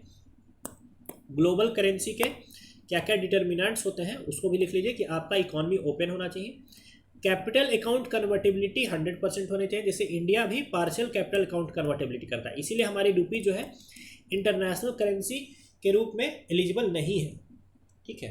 अब हम लोग कुछ कंट्री के साथ 1-to-1 डीलिंग कर रहे हैं कि रुपी में ट्रेड कर लो हमारे साथ, बट हम लोग टोटली इंटरनेशनल करेंसी के रूप में एक्सेप्टेबल नहीं है। फिर देखिए, पॉलिटिको इकोनॉमिक स्टेबिलिटी होनी चाहिए, कंट्री में आपकी स्टेबिलिटी होनी चाहिए, पॉलिटिकल भी और इकोनॉमिक भी, और प्लस आपके करेंसी का एक्सेप्टेबिलिटी और ट्रस्ट होना चाहिए। ये नहीं कि आज $1 दे करके 100 रुपये खरीदा और कल जा करके उस रुपये का वैल्यू ही खत्म हो गया, ठीक है, तो फिर वैसे करेंसी पे कोई इन्वेस्ट नहीं करना पड़ जाएगा। जैसे हमारे प्यारे मित्र पाकिस्तान की करेंसी में दोस्तों कोई भी इंटरनेशनल ट्रेड नहीं करना चाहेगा, ठीक है, क्योंकि उस करेंसी का कोई वैल्यू ही नहीं है। 2 से 3 गुना उसका डाउनफॉल हो चुका है लास्ट 2 से 3 साल में, ठीक है। तो डी डॉलराइजेशन के लिए आप समझ गए डी डॉलराइजेशन होता क्या है, ठीक है। डॉलर का यूज कैसे कैसे होता है, रिजर्व करेंसी के यूज में, मीडियम ऑफ एक्सचेंज के रूप में और यूनिट ऑफ अकाउंट के रूप में। ग्लोबल करेंसी का क्या क्या डिटर्मिनेंट है वो है ओपन इकोनॉमी, ये सब लिख लीजिए, ठीक है। अब बस आपको ये बात जानना है कि ब्रिक्स जो है, ब्रिक्स यानी ब्राज़ील, रशिया, इंडिया, चाइना और साउथ अफ्रीका की जो ग्रुपिंग है वो एक नई करेंसी बनाने के ऊपर विचार कर रही है, ठीक है। तो जब नई करेंसी बन जाएगी तो ये 5 कंट्रीज उसी करेंसी में आपस में डील करेंगे, तो इस प्रोसेस से क्या हो जाएगा, डी डॉलराइजेशन हो जाएगा, ठीक है।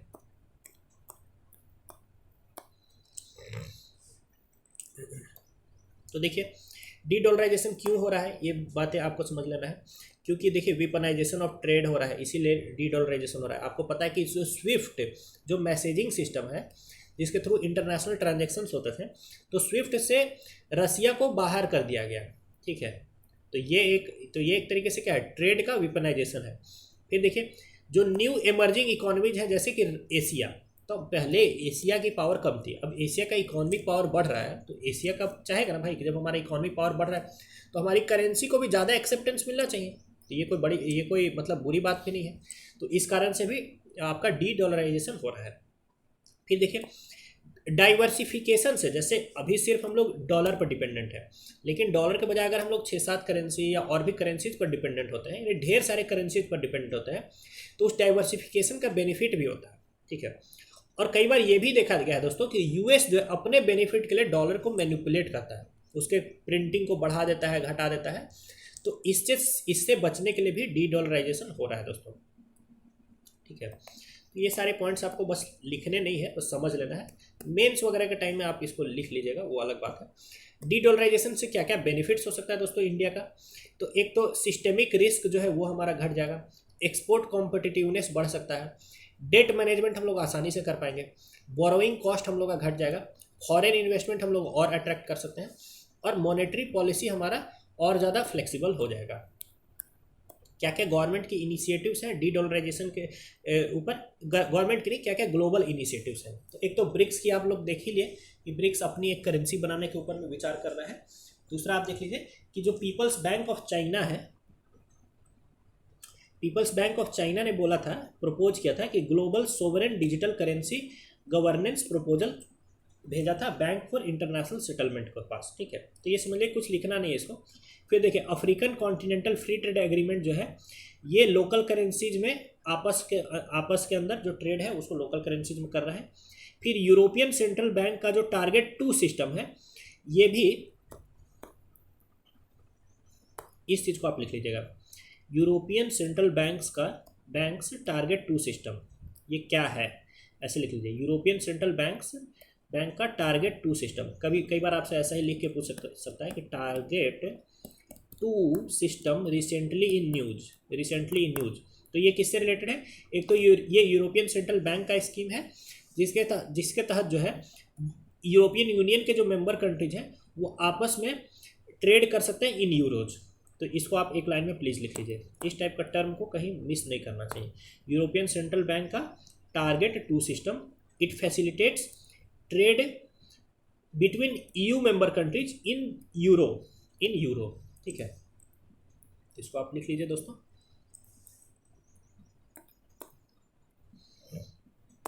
अब देखिए डी डॉलराइजेशन के साथ ही कॉन्सेप्ट आता है रुपीज का इंटरनेशनलाइजेशन, यानी कि रुपी ऐसे तो डोमेस्टिक करेंसी है, लेकिन अगर इसको इंटरनेशनल करेंसी के रूप में भी यूज किया जाता है मान लीजिए, तो इस प्रोसेस को हम लोग बोलेंगे इंटरनेशनलाइजेशन ऑफ रुपीज।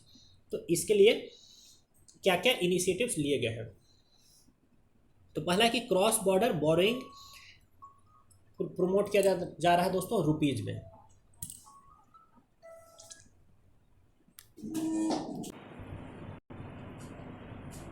ठीक है, तो क्रॉस बॉर्डर जो बोरोइंग है उसको हम लोग रुपीज़ में प्रमोट करें। जैसे आपने एक नाम सुना होगा मसाला बॉन्ड्स का, इसको आप लिख लीजिए कहीं नहीं सुना है तो।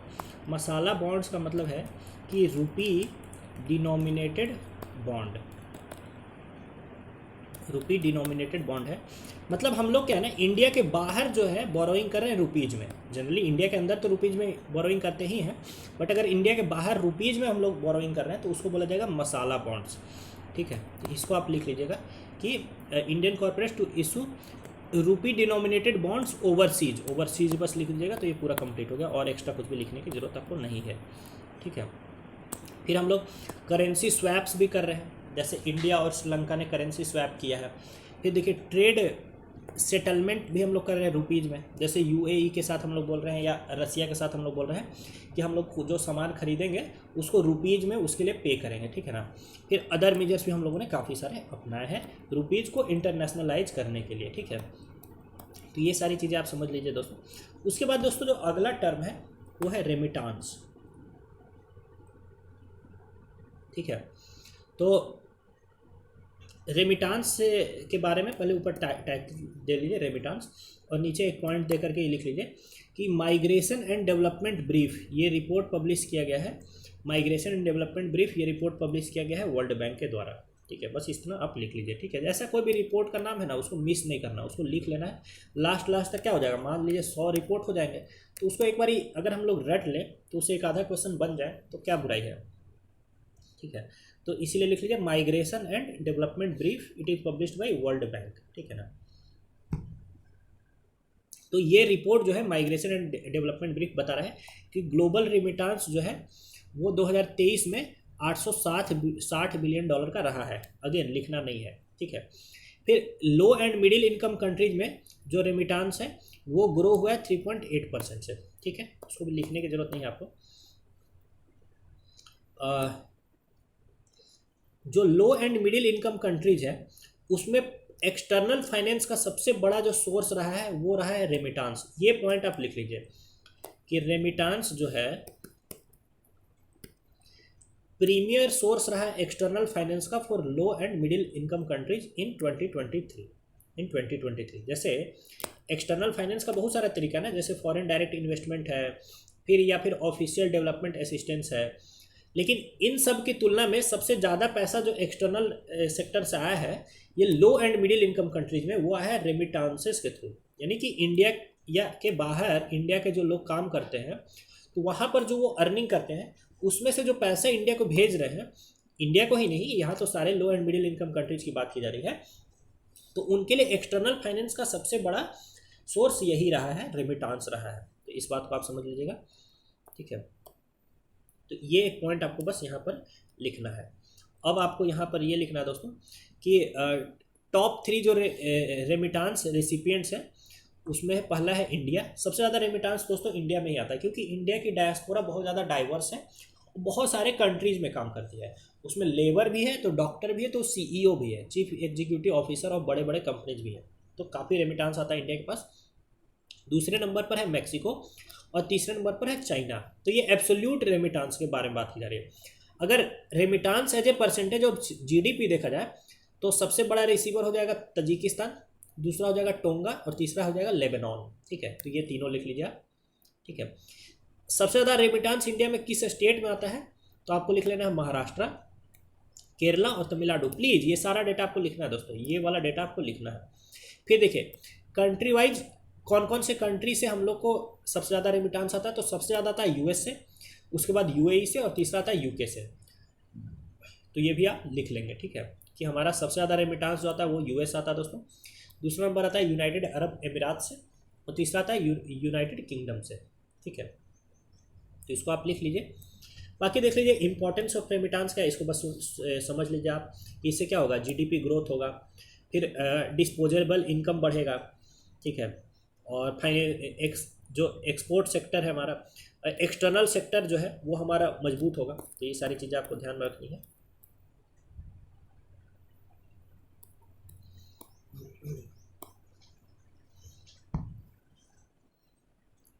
अब देखिए दोस्तों वर्ल्ड बैंक ग्रुप के बारे में एक शॉर्ट ये है, उसको देख लीजिए कि वर्ल्ड बैंक ग्रुप में टोटल 5 इंस्टीट्यूशंस आते हैं, जिसमें से पहला है international bank for reconstruction and development, IBRD, ठीक है। ये क्या करता है, ये नाम लिख लीजिए, वर्ल्ड बैंक ग्रुप IBRD। तो ये क्या करता है दोस्तों, प्रोवाइड करता है loans, guarantees, risk management products and advisory services to middle income and credit worthy low income countries, ठीक है। तो ये समझ लीजिए ये लोन वगैरह देता है किसको, मिडिल इनकम कंट्रीज को, और लो इनकम कंट्रीज को लोन दे सकता है अगर उनका क्रेडिट स्कोर अच्छा है तो, ठीक है। तो इससे IBRD से हम लोग लोन लेते हैं, इंडिया लोन लेता है, ये बात समझिएगा।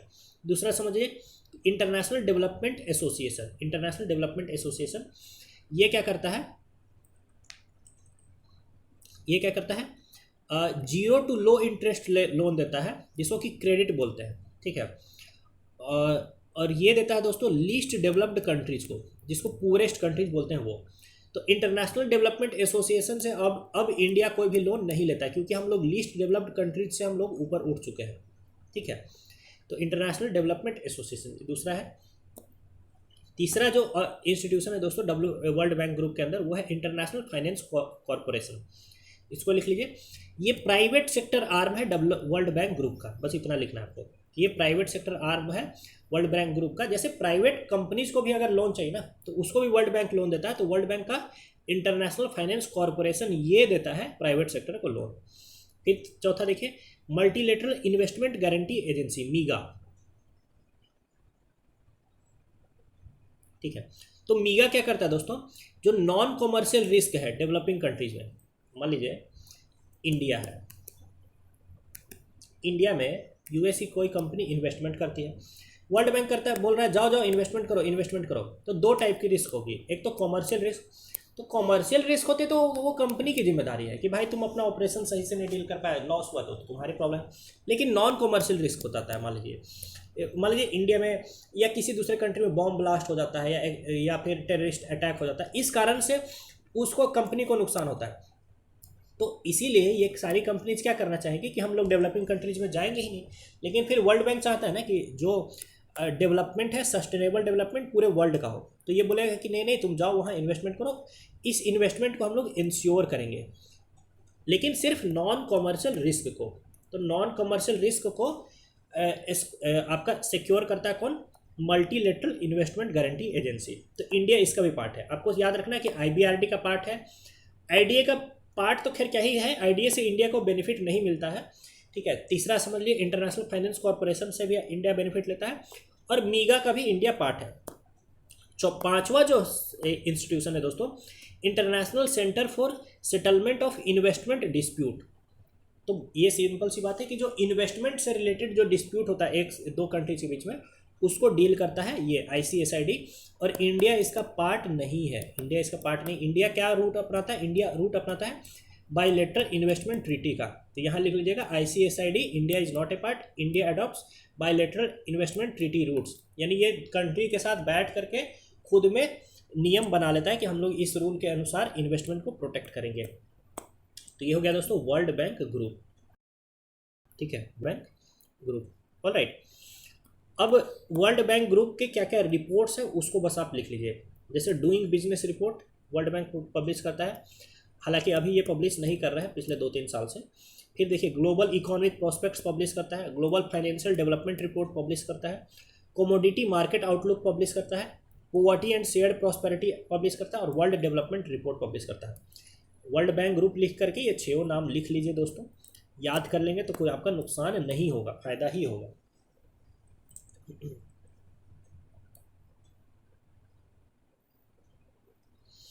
अब देखिए दोस्तों एक स्कीम है liberalised remittance scheme, liberalised remittance scheme. इसको समझाने के से पहले मैं आपको एक चीज़ समझा देता हूँ कि इंडिया जो बैलेंस ऑफ पेमेंट अकाउंट होती है, इसमें 2 टाइप के अकाउंट होते हैं। एक होती है करेंट अकाउंट और एक होती है कैपिटल अकाउंट।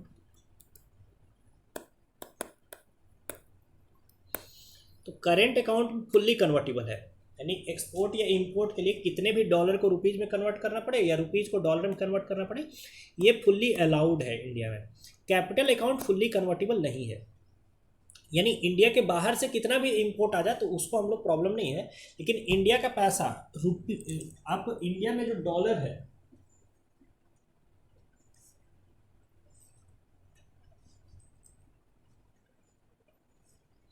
उसको अगर बाहर ले जाकर के स्पेंड कर रहे हैं तो इससे हमारे गवर्नमेंट को प्रॉब्लम है। प्रॉब्लम तो नहीं है लेकिन इसको हम लोग लिमिट करते हैं, ठीक है, क्योंकि हम लोग चाहते हैं कि इनबाउंड इन्वेस्टमेंट ज़्यादा हो और आउटबाउंड इन्वेस्टमेंट कम हो। सिंपल सी बात है, क्योंकि इंडिया एक डेवलपिंग कंट्री है, तो अगर इंडिया के इन्वेस्टर्स भी बाहर जा करके इन्वेस्ट करना लगेंगे तो इंडिया का क्या होगा? सिंपल सी बात है। तो इस कैपिटल अकाउंट में हम लोग पार्शियल कन्वर्टिबिलिटी अलाउड करते हैं। तो इसमें बहुत सारे ये है कि कंपनीज का अलग लिमिट है और इंडिविजुअल्स का अलग लिमिट है। तो एक जो इंडियन रेजिडेंट है दोस्तों, उसकी 1 साल की लिमिट है कैपिटल अकाउंट कन्वर्टिबिलिटी की $2,50,000, यानी एक इंसान, एक इंडियन जो है 1 साल में $2,50,000 को बाहर जाकर के खर्च कर सकता है। इससे ज़्यादा भी कर सकता है लेकिन फिर उसको परमिशन चाहिए होगी। नॉर्मली विदाउट परमिशन में भी $2,50,000 रुपये बाहर जाकर के इंडिया का इंसान खर्च कर सकता है। तो ये पहले से रूल है, ठीक है। अब जो लिबरलाइज्ड रेमिटांस स्कीम है वो ये कहती है कि ये जो $2,50,000 का लिमिट है ना, इसको बाहर जाकर स्पेंड किया जा सकता है even with credit card, even with credit card, ठीक है। तो डेबिट कार्ड ट्रांजैक्शंस तो पहले से ही हो रहे थे, लिबरलाइज, ठीक है, डेबिट कार्ड ट्रांजैक्शंस पहले से हो रहे थे ये $2,50,000 के लिमिट का, लेकिन अब जो है क्रेडिट कार्ड ट्रांजैक्शन भी अलाउड हो गया है, ठीक है। यानी फॉरेन ट्रैवल करते हुए आप क्रेडिट कार्ड से भी $2.5 लाख खर्च कर सकते हैं। तो यही है शॉर्ट में, आप बस इतना ही लिख लीजिए कि credit card transaction of $2,50,000 has been allowed under liberalised remittance scheme, ठीक है ना।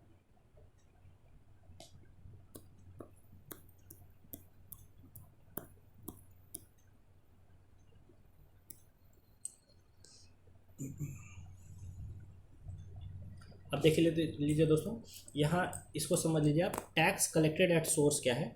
इंडिया से बाहर जो पैसा जा रहा, आउट बाउंड जो मनी है, उसमें कुछ टैक्स लगाया जाता है, ठीक है। तो टैक्स लगाया जाता है जैसे कि 5% टैक्स कलेक्टेड एट सोर्स लगाया जाता है फॉर फॉरेन रेमिटांसेस, जो कि 7 लाख से ऊपर हों और एजुकेशन और मेडिकल ट्रीटमेंट में लग रहे हों, ठीक है।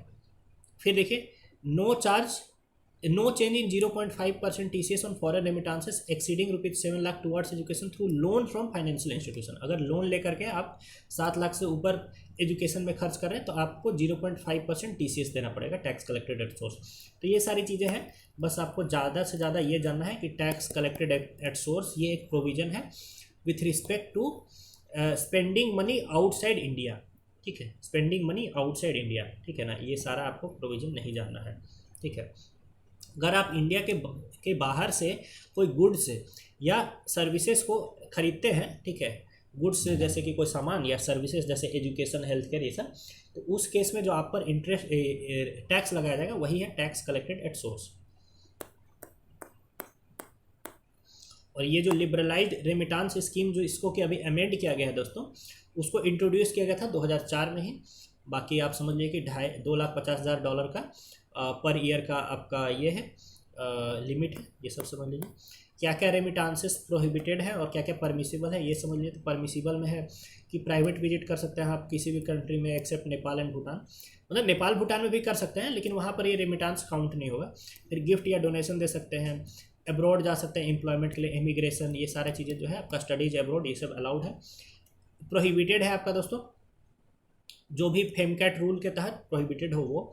फिर ट्रेडिंग फॉरेक्स अब्रॉड में, इंडिया से बाहर जा करके इंडिया के बाहर में फॉरेक्स यूज करके ट्रेडिंग करना, ये प्रोहिबिटेड है। फिर आपका किसी टेररिज्म फैलाने वाले किसी इंस्टीट्यूशन को पैसा देना, ये सब प्रोहिबिटेड है। तो ये सब आपको ध्यान में नहीं रखना बहुत ज़्यादा।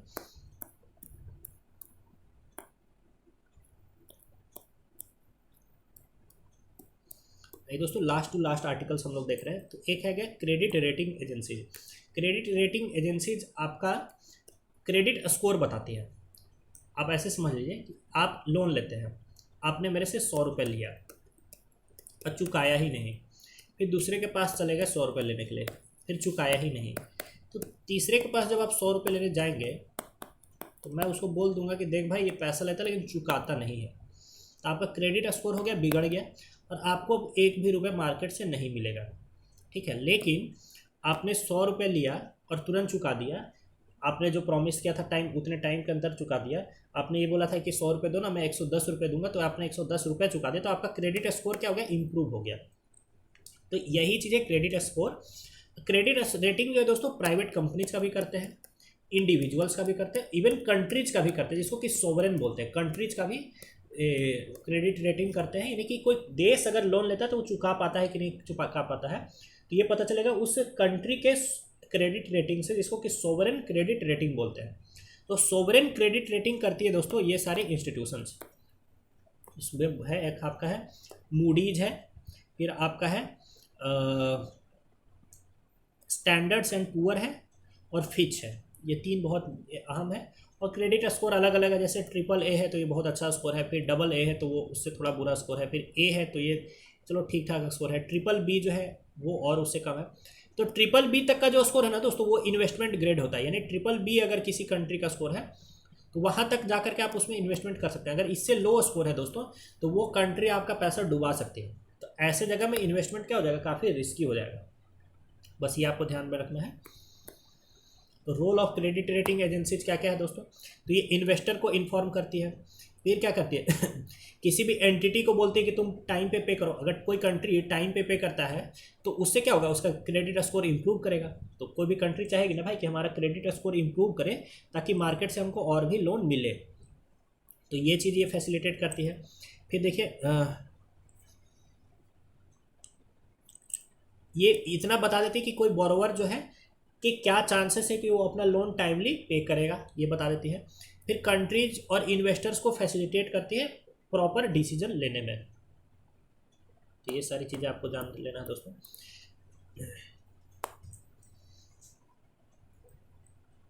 देखिए इंडिया में भी कुछ क्रेडिट रेटिंग एजेंसीज हैं, इसको आप लिख लीजिए, जिसको कि रेगुलेट करती है security and exchange board of India, SEBI. ठीक है, इंडिया में credit rating agencies are credit rating agencies in India are regulated by SEBI, ऐसे आप लिख लीजिए। और क्रेडिट रेटिंग एजेंसीज के नाम लिख लीजिए आप, क्राइसिल है, केयर है, इकरा है, एक्विट रेटिंग्स है, ब्रिकवर्क रेटिंग है, India rating and research private limited है, and Infomerics valuation and ratings private limited है। तो टोटल 7 क्रेडिट रेटिंग एजेंसीज है इंडिया में, और इसको रेगुलेट कौन करती है? सेबी करती है। तो क्या काम करती है? लगभग वही काम करती है जो आपकी इंटरनेशनल क्रेडिट रेटिंग एजेंसीज करती है। ठीक है, अब देखिए दोस्तों, आईएमएफ की बात करते हैं हम लोग। तो आईएमएफ के बारे में आपको पता होना चाहिए कि आईएमएफ हर कंट्री का एक कोटा डिसाइड करती है, जिसको बोलते हैं एसडीआर कोटा। इस कोटा के अनुसार जो है हर कंट्री वहाँ आईएमएफ के पास एसडीआर जमा रखते हैं। ठीक है, एसडीआर जमा रखते हैं। एसडीआर क्या है वो समझ लेंगे। तो एसडीआर कोटा डिसाइड करती है आईएमएफ हर कंट्री का, और उतना कोटा जो है हर कंट्री वहाँ पर जमा रखता है। ठीक है ना। एसडीआर कोटा कैसे डिसाइड करते हैं? तो ये फॉर्मूला आप लिख लीजिए। एसडीआर कोटा में सबसे बड़ा रोल है वो जीडीपी का है, 50% रोल। उसके बाद जो है आपका ओपननेस ऑफ इकॉनमी है, उसका 30% रोल है। तीसरा इकोनॉमिक वेरिएबिलिटी है, 15% रोल है उसका। और चौथा इंटरनेशनल रिजर्व्स, वो कितना मेंटेन करके रखिए, जिसका 5% रोल है। तो एसडीआर कोटा इज डिसाइडेड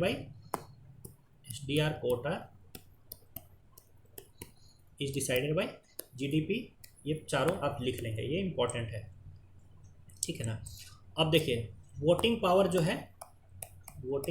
होती है दोस्तों हर कंट्री की अलग अलग होती है। कैसे डिसाइड होती है? तो बेस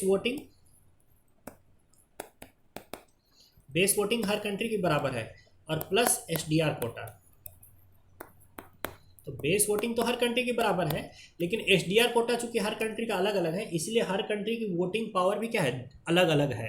ठीक है, तो voting power in IMF decide होती है बेस वोटिंग के आधार पर और प्लस एसडीआर कोटा के आधार पर। इसको आप समझ लीजिए, लिख भी लीजिए। ठीक है ना, क्या समझ लीजिए। अब एसडीआर जो है टोटल 5 करेंसीज में मेंटेन किया जाता है, ये आपको पता होना चाहिए। एसडीआर जो है वो 5 करेंसीज में मेंटेन होता है, जिसमें कि एक है डॉलर है, एक यूरो है, पाउंड स्टर्लिंग है, एक जापानीज येन है, और एक चाइनीज रेमनिम्बी है। ये 5 करेंसीज में एसडीआर को डिनोट किया जाता है। ठीक है, ये आपको पता होना चाहिए। ठीक है, रिसेंटली क्या है दोस्तों, हर कंट्री का एसडीआर कोटा लगभग 50% से बढ़ाने की बात की जा रही है। ठीक है, अगर कोटा को बढ़ाया जाता है तो ये जो एसडीआर कोटा है ना, अभी तक तो आप जितना समझ लिए, एसडीआर कोटा का मतलब ये है कि कोई कंट्री अगर बैलेंस ऑफ पेमेंट क्राइसिस से गुजर रही होगी, तो ये एसडीआर कोटा में जो पैसा जमा करके रखा है उससे उसको हेल्प होगा। मेरी बात समझ गए? यही है इसका कॉन्सेप्ट। तो अगर कोटा को बढ़ाया जाता तो इसका क्या क्या सिग्निफिकेंस है? तो इससे ग्लोबल फाइनेंशियल स्टेबिलिटी बढ़ेगा, क्योंकि हर कंट्री का एसडीआर कोटा अगर बढ़ गया तो वो ज़्यादा उसको हेल्प मिल सकता है ना जरूरत के समय पे। ठीक है, फिर ये बोरोड रिसोर्सेज पर जो डिपेंडेंस हो वो क्या कर देगा? घटा देगा। लोन लेने की जरूरत नहीं पड़ेगी अपना बीओपी मेंटेन करने के लिए, क्योंकि एसडीआर से आपको हेल्प मिल सकता है। फिर देख लीजिए आईएमएफ कोटा के बारे में मैं ये आपको सारा समझा चुका हूँ। बस आप इतना लिख लीजिए कि इंडिया का कोटा जो है वो 2.575% है, यानी कि आईएमएफ का जो 100% कोटा है उसमें इंडिया का कोटा है 2.75%। इंडिया का कोटा है 2.75%, और वोटिंग राइट है 2.63%। इसको प्लीज़ आप लिख लीजिए। ठीक है, इंडिया का कोटा है 2.75% और वोटिंग राइट है 2.63%। ठीक है ना। एक चीज़ आप और लिख लीजिए कि हर 1 लाख एसडीआर के बदले 1 वोट मिलता है। मेंबर को हर 1 लाख एसडीआर के बदले 1 वोट मिलता है। ठीक है ना। बाकी दोस्तों आईएमएफ जो है आपको पता है कि ये ब्रेटन वुड्स इंस्टीट्यूशन है, क्योंकि ब्रेटन वुड्स कॉन्फ्रेंस में ही इसको क्रिएट किया गया था। ब्रेटन वुड्स कॉन्फ्रेंस के तहत 2-3 इंस्टीट्यूशन बन करके आया, जिसमें कि एक है आईएमएफ है, एक वर्ल्ड बैंक है, और एक है आपका गैट। और इस गैट से ही आगे चल करके क्या बना? WTO बना। ठीक है, आईएमएफ का हेडक्वार्टर है वाशिंगटन डीसी में। बाकी इसका मिशन क्या क्या है? मॉनेटरी कोऑपरेशन करना है, ट्रेड एंड इकोनॉमिक ग्रोथ को प्रमोट करना है, फिर प्रॉस्पेरिटी को बढ़ाना है। इसमें 190 कंट्रीज इसके मेंबर्स हैं। और इसका रिपोर्ट का नाम आप लिख लीजिए प्लीज़। IMF की रिपोर्ट है वर्ल्ड इकोनॉमिक आउटलुक रिपोर्ट और ग्लोबल फाइनेंशियल स्टेबिलिटी रिपोर्ट। ये 2 रिपोर्ट्स का आपको नाम लिख लेना है दोस्तों। इसी के साथ हम लोग आज का ये सेशन को फिनिश करते हैं। अगर आपको इससे हेल्प हो रहा है तो आप सबसे पहले तो चैनल को सब्सक्राइब करके बेल आइकन दबा लीजिए और इसे नोट्स जरूर बना लीजिएगा ताकि आपको लास्ट में रिवीजन करना आसान हो सके। आप सभी का बहुत बहुत धन्यवाद।